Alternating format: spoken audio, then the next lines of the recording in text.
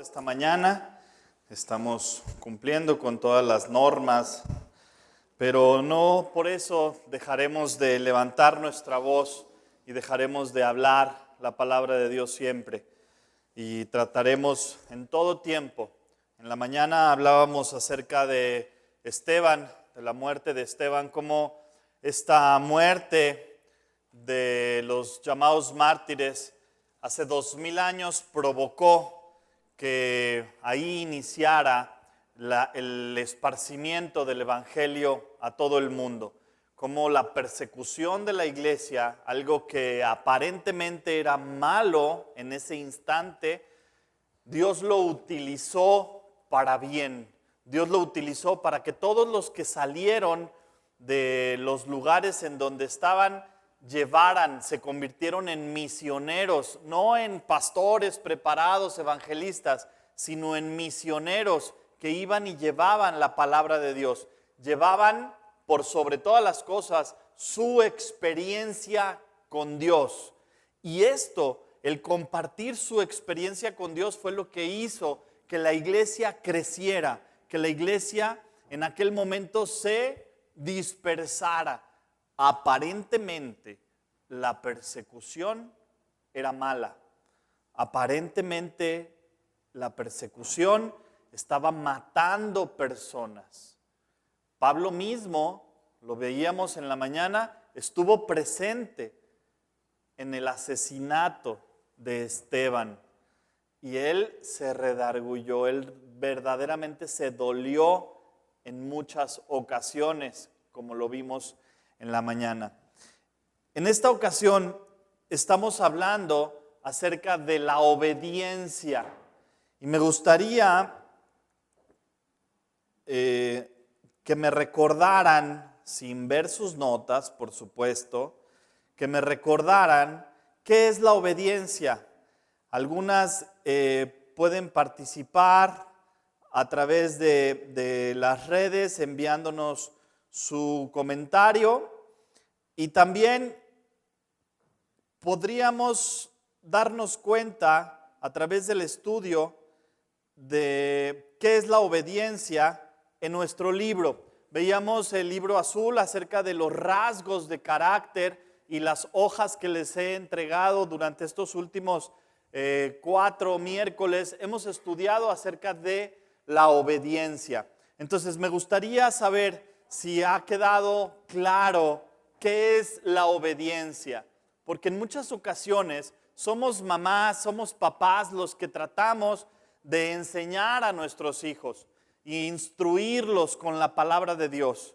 Y la palabra de Dios dice que es buena justamente para instruir tanto el corazón del varón, de la mujer, como el de los hijos.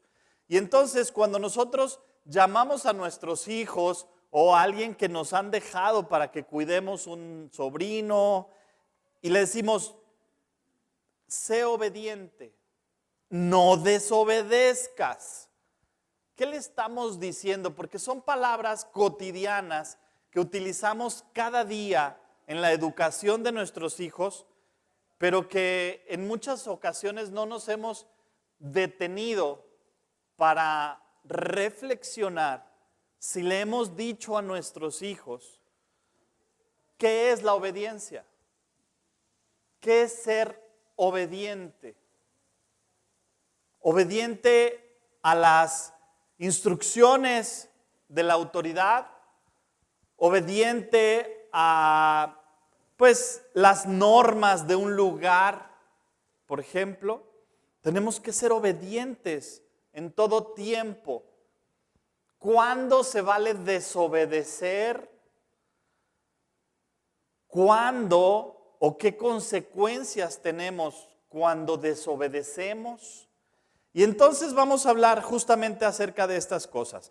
Y dice que la obediencia es llevar a cabo rápida y gustosamente.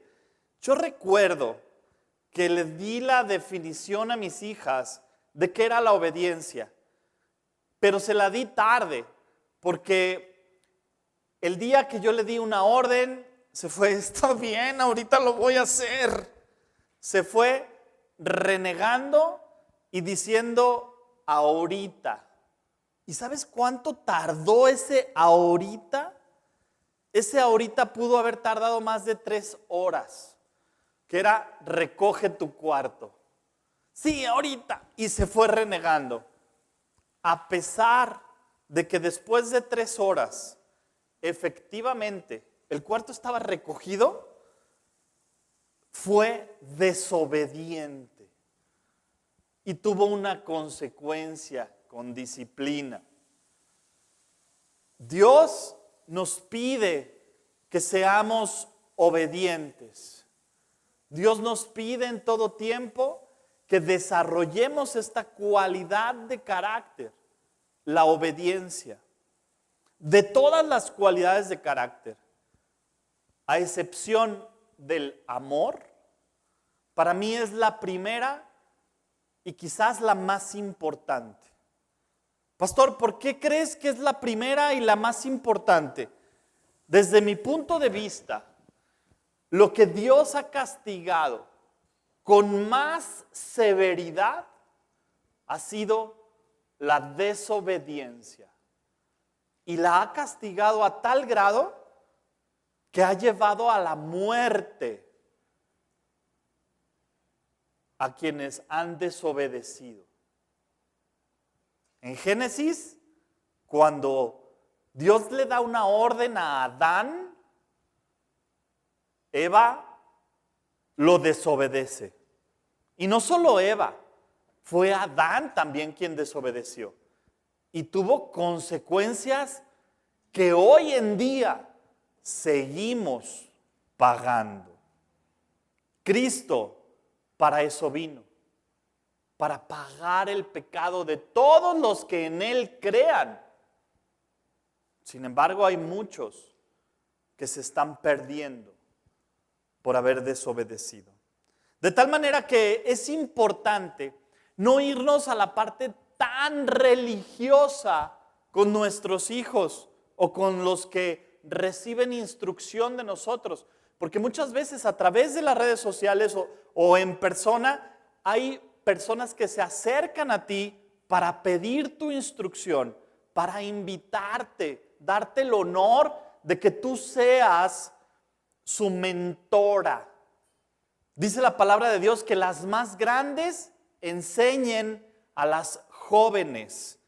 De tal manera que uno de los trabajos de las mujeres es ser mentoras de otras, de las más jóvenes. Qué padre sería que las damas de la iglesia fueran las mentoras de las chicas que están en brigada, que están encima. Hay muchas chicas que necesitan mentoras, que necesitan ser instruidas, pero por favor, sin religiosidad. Necesitan ser instruidas y por eso nosotros tenemos que prepararnos también a lo que ellas están viviendo. Aunque la desobediencia no cambia ni deja de ser desobediencia, sí en los actos, sí en las formas. Y es por eso que necesitamos nosotros en principio dar una definición clara sobre la obediencia o la desobediencia. Y dice nuestro libro de carácter que obediencia es llevar a cabo, o sea, ejercer. Llevar a cabo es ponerte en acción. Es ya, ahorita, en este instante, now, ahora. Ya, de inmediato. Cuando tú te acercas un encendedor a la mano, ¿te quemas en un ratito o te quemas de inmediato? ¿Te lo acercas al pelo y se tarda o es de inmediato? Así debe de ser la obediencia. Con el fuego. Me gusta mucho el fuego. A tal grado que las fogatas eran mi pasión en los campamentos. A mí me gusta armar las fogatas en los campamentos. Y he encontrado muchas dinámicas acerca del fuego y el agua, los elementos. Y yo quiero compartir contigo hoy algo que descubrí.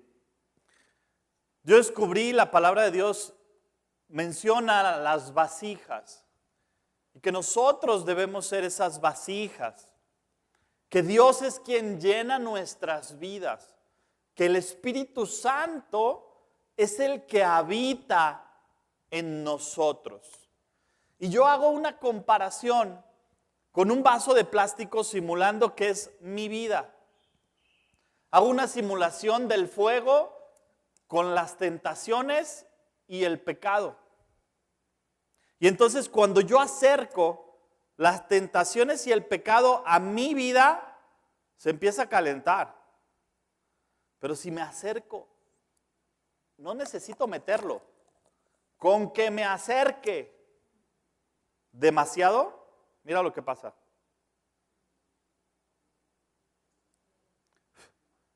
Se empieza a perforar mi vida.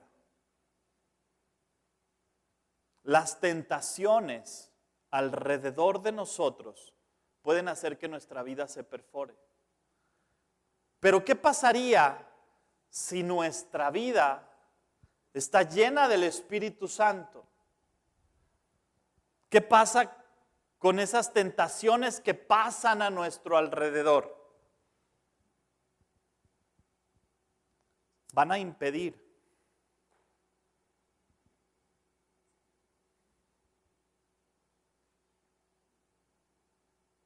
que el Espíritu Santo se vaya. Va a impedir. Dios impide, pero es en la medida en la que tú estás llena.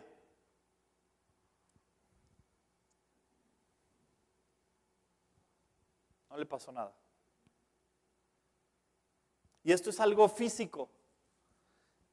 Y todos sabemos que lo físico es mucho más pequeño que lo espiritual. El mundo espiritual es mucho más grande. Y si nosotros llenamos nuestra vida en el mundo espiritual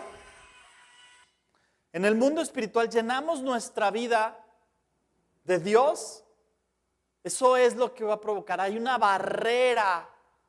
Algunos pastores oran y dicen: Señor, pon un cerco de espinos alrededor de mí.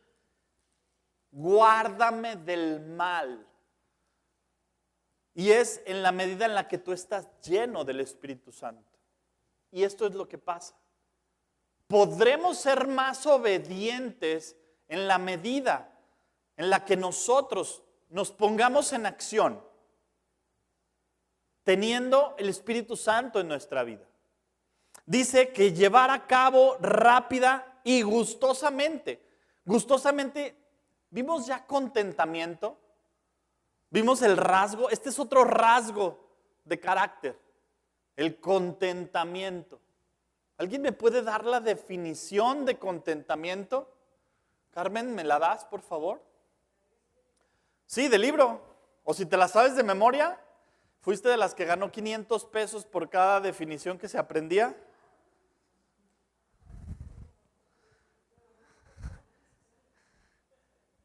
Cuando dimos el curso de carácter ofrecí 500 pesos por cada definición que se aprendieran de memoria. Nadie.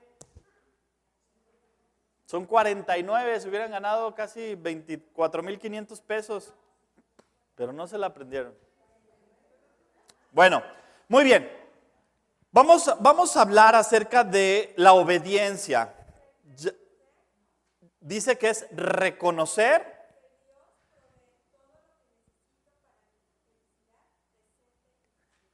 Reconocer que Dios provee todo lo que necesito para mis necesidades presentes y futuras. Esa es la definición de contentamiento. Entonces, esta parte de contentamiento tiene que ver con la obediencia. Yo no puedo ser obediente si no tengo contentamiento. Entonces, necesitaríamos enfocarnos fuertemente en el contentamiento para poder ser obedientes. Dice entonces, gustosamente las indicaciones de aquellos que están como responsables de mí. La obediencia se nota más en las pequeñas cosas. En las pequeñas cosas. Somos responsables. Y la obediencia tiene que ver cuando vamos a tomar decisiones. Decisiones, dice aquí, de vida o muerte. En Deuteronomio 11, 26 al 28 dice que la obediencia no es una cualidad opcional. La carencia de esta termina en destrucción personal.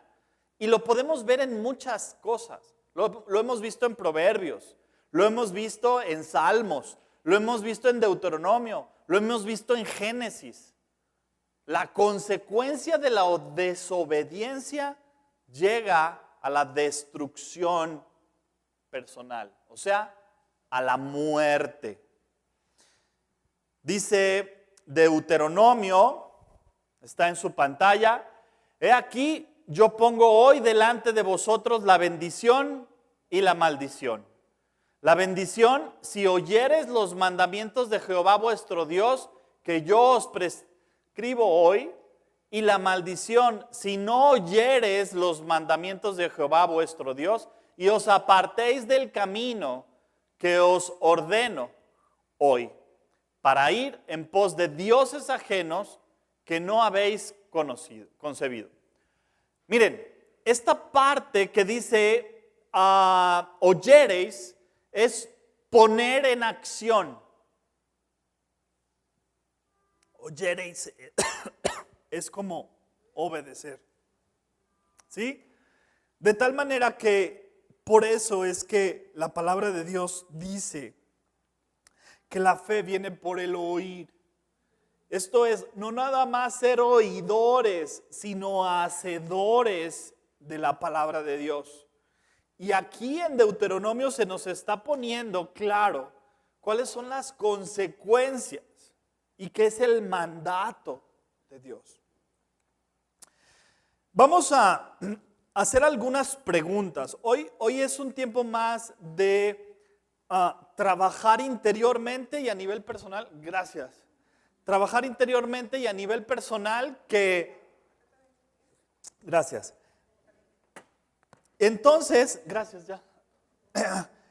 Describe, quiero que anotes, cada quien va a trabajar ahora en su cuaderno y anota, van a ser 10 preguntas con las que vamos a trabajar esta mañana.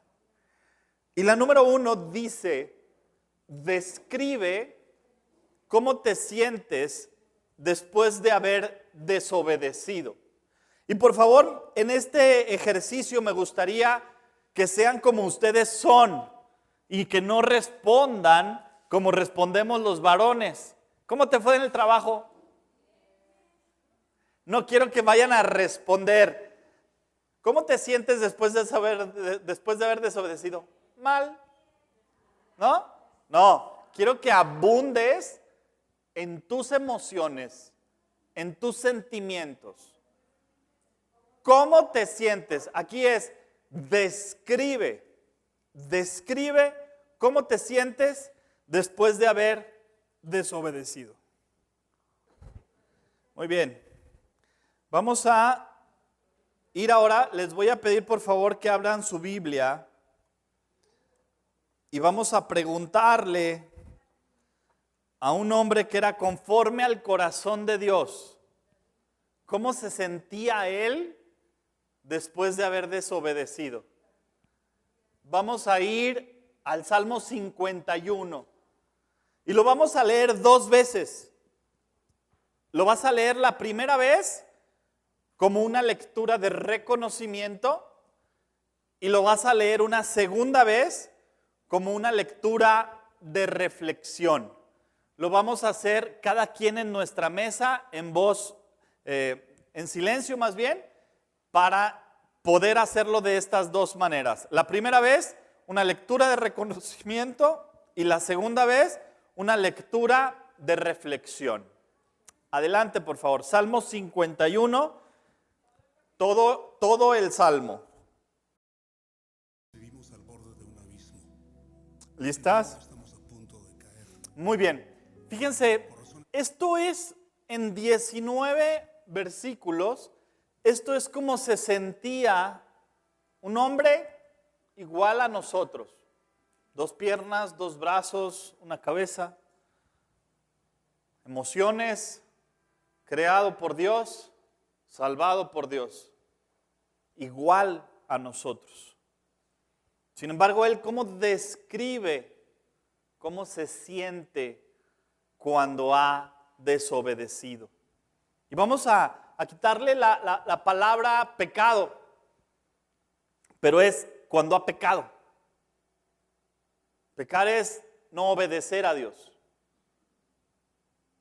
De tal manera que este es como describe David cómo se siente. ¿Se parece a lo que tú sientes? ¿Se parece a lo que tú escribiste? Para mí es como la forma, la expresión mejor descrita del estado de un hombre cuando ha pecado. El Salmo 51. Y entonces vamos a ir desmenuzando. Vamos a contestar la siguiente pregunta. ¿Qué quería, qué pedía el salmista? ¿Qué pedía David en este salmo? Por favor, escríbelo. Al final vamos a compartir todas las respuestas. Entonces, por favor, escríbanlas. Es muy importante que siempre que ustedes designen una libreta para los estudios de los miércoles. Es muy importante que traigan siempre su libreta de estudios y no un papelito que me encontré, el volante, el recibo de teléfono, la servilleta, la papeleta, porque luego no sabemos ni dónde quedó y de nada sirven nuestros estudios si no llega el día en que estamos haciéndolo. ¿Ok? Entonces vamos a procurar tener una libreta para cada una. Muy bien, entonces la pregunta es, ¿qué quiso David? ¿Qué pedía en este salmo? Vamos a tener un minutito solo para responder. No se vale compartir, es personal. Al final sí vamos a compartir y nos vamos a llenar de sabiduría por las respuestas de las otras. Pero si compartimos en este momento, nos influenciamos y entonces contestamos lo mismo. Entonces lo más padre es contesto lo mío y al final cuando compartimos respuestas, entonces viene ya mayor sabiduría. Dice la palabra de Dios que en la multitud de consejeros hay sabiduría. Entonces vamos a escuchar a muchos consejeros. La siguiente pregunta. ¿Qué reconoció David de sí mismo? ¿Qué reconoció David de sí mismo? Siguiente pregunta. ¿Qué reconoció David acerca de Dios? Siguiente pregunta. Si Dios concediera la petición de David, ¿cómo sería después David? Si Dios concediera la petición de David, lo que David estaba pidiendo en este salmo, ¿cómo sería entonces David? ¿Cuál es la mejor descripción del perdón? Siguiente pregunta. Junto con el perdón, ¿qué deseó David? ¿Qué deseaba? Y última pregunta. ¿Cuáles serían los resultados del perdón y de la restauración? ¿Listas? Muy bien, vamos a empezar a compartir. Y entonces vamos a la número 1. Describe cómo te sientes después de haber desobedecido. Cuando eres padre.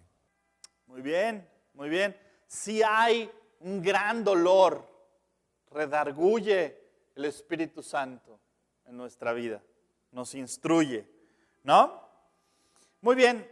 Ahora, después de haber leído el Salmo, ¿Qué le sorprendió? ¿Cómo se expresó David y cómo te expresaste tú? Algunas por ahí escuché, sí, casi igual. Pero finalmente era un hombre igual a nosotros. Era un hombre conforme al corazón de Dios. Hemos sido escogidos por Dios. Por eso estamos hoy aquí. Estamos aprendiendo su palabra. Nos seguimos equivocando, igual que David se siguió equivocando. Pero este dolor que describe David ahí, no es por el tamaño de su pecado. Es por el tamaño del reconocimiento del poder y del amor de Dios.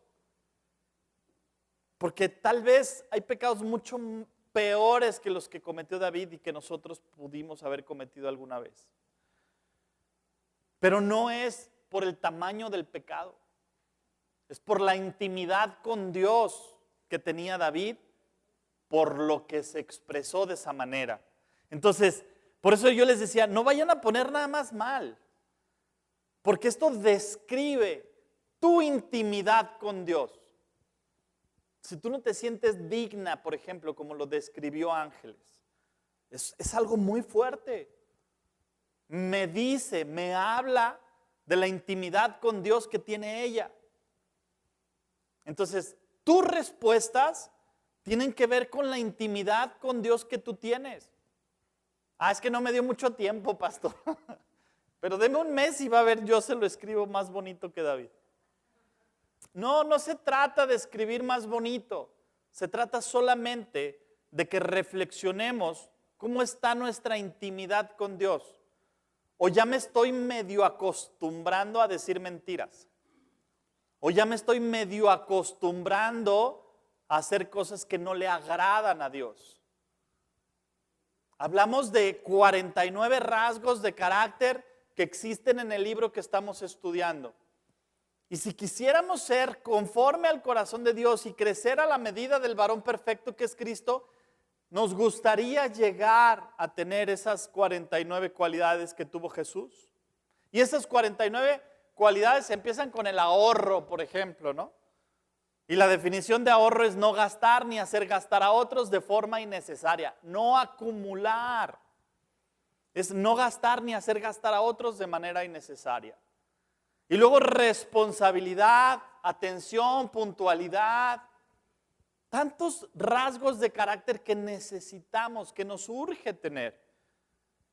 Pero entonces mis respuestas hablan de mi intimidad y de mi compromiso de obedecer a Dios. ¿Sí?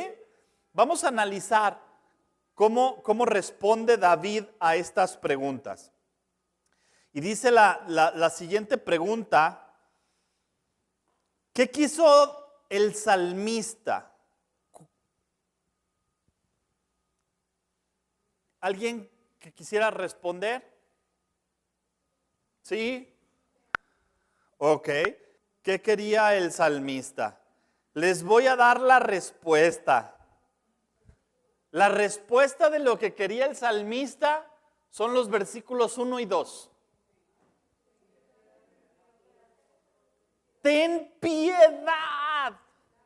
Eso era lo más importante que estaba pidiendo en ese momento el salmista.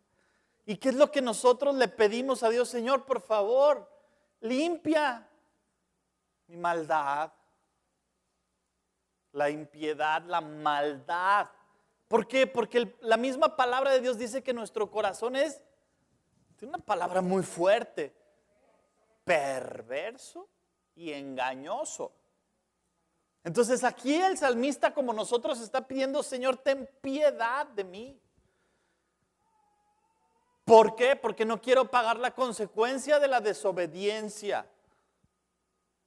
Y más adelante vamos a ver cómo describe el salmista el perdón, que es lo que anhelamos todos, ¿no? Entonces, fíjate cómo cada una de las preguntas va a tener una respuesta en base al salmo.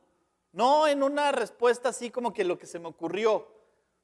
Vamos a contemplar lo que ustedes respondieron, pero yo les voy a ir diciendo en dónde está la respuesta en el salmo, ¿sale?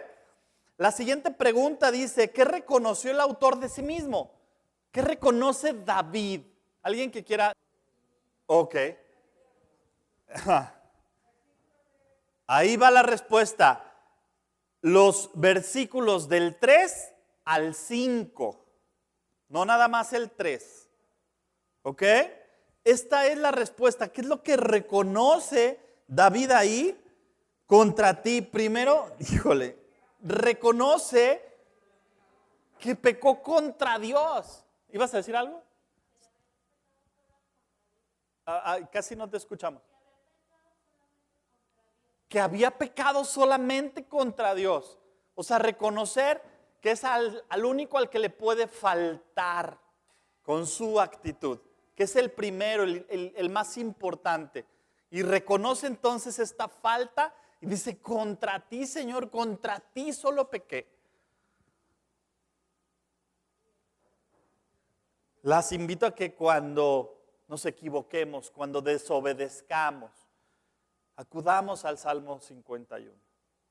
Creo que es la mejor expresión de un hombre, de una persona, con un verdadero y pleno arrepentimiento. Y dile, Señor, haz esta palabra que tú nos has dejado que sea mi sentimiento. Vamos a la siguiente pregunta. ¿Qué reconoce acerca de Dios? ¿Alguien que nos quiera dar su opinión? Ok, yo les voy a pedir, aquí sale muy padre, les voy a pedir de tarea para el próximo miércoles que me digan sobre dónde encuentran en la Biblia los atributos no transferibles de Dios. ¿Ok? Pastor, ¿me dices cuáles son? No, también investígalos. La tarea es, ¿dónde está escrito los atributos no transferibles de Dios? Por supuesto, ¿cuáles son y dónde están descritos? ¿Ok? Atributos no transferibles, o sea, que no comparte con nadie, que solo son de Dios. Siguiente pregunta. Perdón. Entonces, ¿qué reconoce acerca de Dios? Misericordia. Adriana. ¿Qué es puro y qué? Ama la verdad en lo íntimo. Liz. Ajá.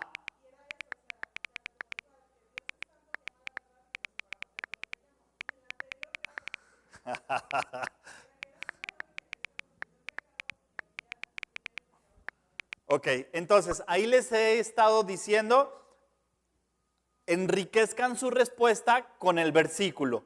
Entonces, la respuesta a esta pregunta la pueden enriquecer con el versículo, efectivamente, 6. Solo el versículo 6. La siguiente pregunta dice, si Dios concedió su petición o concediera la petición de David, ¿cómo sería David? Lucy. Más limpio que la nieve. ¿De limón? En aquel tiempo no había sabores, yo creo. Un espíritu recto. Humilde. Yo creo que aquí ya estaba siendo humilde, ¿no? Al reconocer contra ti solo pequé. Gratitud. Muy bien. ¿Alguien más? Aquella mesa nos tienen olvidados, como que no. Laura. Ser transformado. La respuesta maravillosa. Gracias, Laura. Transformación. Eso es a lo que nos está llevando la obediencia. Carmen. Ajá. Quiere decir que el dolor del pecado, hasta lo más profundo, ¿verdad? Dolían los huesos. ¿Sí? Muy bien. Respuesta, según el Salmo, a esta pregunta son versículos 7 y 8.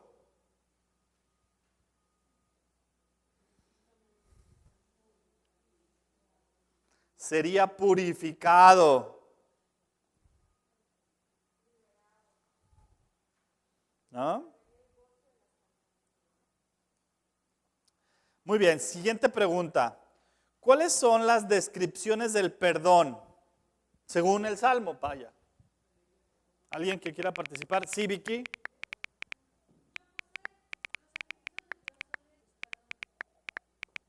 Muy bien, gracias, Vicky. ¿Alguien más? Adriana. Por ahí también, ¿no? Parte del perdón es que borre. O sea, fíjate qué hermoso está la respuesta. Las dos descripciones del perdón, versículo 9. Y lo voy a leer porque me encanta esta descripción de perdón. Dice, esconde tu rostro de mi pecado. O sea, no veas mis pecados. ¿No? Y luego dice, y borra todas mis maldades.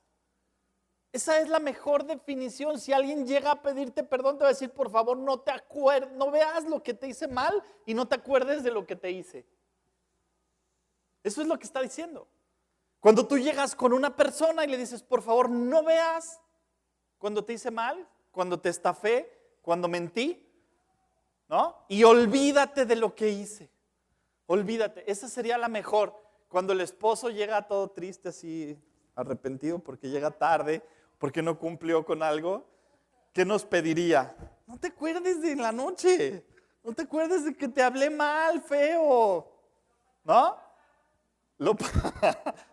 Esa es, y si ella no se acuerda, y si no lo toma en cuenta, si lo olvida, me está perdonando. ¿Cierto? Pero si no, no, muy bien. Eso sonó como a los puercos de el que tenga puercos que los amarre y el que no, pues no. Entonces, si no se olvida, pero no es que olvides lo que te hizo, si no olvidas el dolor, no has perdonado. Pero aquí Dios estaba pidiendo justamente eso. Las dos mejores descripciones de perdón son el versículo 9. ¿Ok? Bien, vamos ahora a la siguiente pregunta. Dice, junto con el perdón, ¿qué deseaba David? Eso es lo que más anhelamos, ¿no? No nada más las ganas de hacer lo bueno, sino hacerlo. Y aún eso no viene de nosotros, viene de Dios. Porque Dios dice que Él nos da el querer como el hacer, ¿cierto? Y que no se olvidara de Él, así es, que no quitara de Él su espíritu. Lucy. Renovado, un hombre nuevo, las cosas viejas pasaron. Anhelamos. Carmen. Fíjense bien, aquí es algo muy, muy importante. Después de los años, el día que nosotros nos rendimos, esa es la palabra, nos rendimos delante de Dios, dijimos, ya no puedo más, y que entonces hemos entregado nuestra vida a Cristo, era suficiente saber que Dios te había salvado. Y vivíamos con un fuego, con una alegría tremenda. Era suficiente la alegría de la salvación. No pedíamos más. Gracias Dios. Conforme van pasando los años, nos vamos enfriando. ¿Y qué pasa? Si se van enfriando y nos vamos vaciando de Dios, esto es lo que va a suceder. No estamos llenos de Dios. Por eso la importancia de cada día empezarla en su presencia, con un devocional, con una lectura, con oración. Porque entonces sí empiezas tu día en la presencia del Señor. Y entonces David decía, es que me diste tanto, me imagino que pensaba, tuve tanto poder, de verdad tenía todas las P's conocidas David. Tenía poder, tenía posición, tenía prestigio, tenía pecunia, tenía lana, plata. Tenía todo de alguna manera. ¿Y qué pasó? Eso lo fue alejando, lo fue enfriando cuando se equivocó. Pero ¿qué pasa cuando regresa? Back to basics. Cuando regresa a las bases. Él de su arrepentimiento le dice, vuélveme la alegría de la salvación. Y te invito a que reflexiones sobre eso hoy tú. ¿Te es suficiente?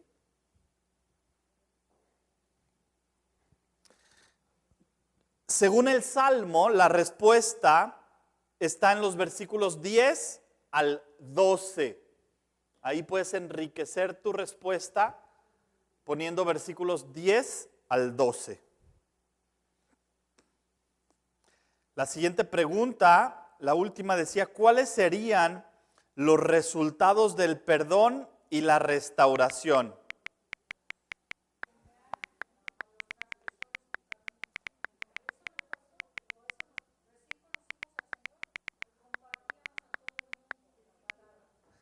Una definición de una amiga de nosotros nos dijo, es que parece que a los cristianos les dan cuota, ¿no? Cuota por cada uno, que todo el tiempo estás hablando de eso. Le digo, es que es lo que nos llena. Tú todo el día me estás hablando del karate y de las katas y de las cintas, porque es lo que te apasiona, ¿no? Y nunca te he criticado. Bueno, pues ahora yo te platico del poder, del amor, de la restauración que hay en Cristo. Entonces, ¿cuáles serían los resultados del perdón y de la restauración según el Salmo? Versículos 13 al 15. Estas son las formas tangibles de un personaje en la Biblia. Y te invito a que lo reflexiones en tu propia vida acerca de la obediencia a Dios. Con esto terminamos todo el tema de obediencia, sabiendo que es verdad y amén en nuestra vida. ¿Sí? Muchas gracias, que Dios les bendiga. Y les invito a que, pues ese aplauso es del Señor que nos ha enseñado, que ha redarguido nuestro corazón. Les invito a que terminemos orando, ¿sí? Vamos a inclinar nuestro rostro, no por ser religiosos, sino para guardarnos de distracciones. Amado Dios, gracias. Gracias porque tu palabra es viva y eficaz. Gracias, Señor, porque es útil para enseñarnos, para instruirnos y para redarguirnos.